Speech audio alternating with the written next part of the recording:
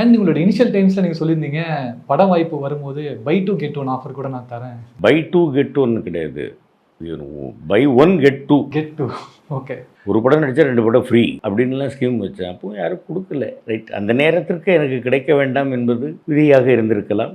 அதற்கு பிறகு இப்போ கிடைக்குது அப்படிங்கிறதும் அதே விதியாக இருக்கலாம். ஸோ அது சோர்ந்து போகவும் வேண்டாம், தலைக்கணம் பிடித்து ஆடவும் வேண்டாம். இழந்தது அப்படிங்கிறது நான் ஒன்றும் சொல்ல மாட்டேன் சார். எனக்கு கிடைக்காமல் போனது அப்படின்னு வேணா சொல்லலாம். பட் கற்றுக்கிட்டது நிறைய விஷயங்கள். நேரம் தவறாமை, மற்றவர்கள்ட்ட நம்ம கரெக்டாக பேசணும், பழகணும். நம்ம டே பை டே கற்றுக்கிட்டு தானே இருக்கோம்.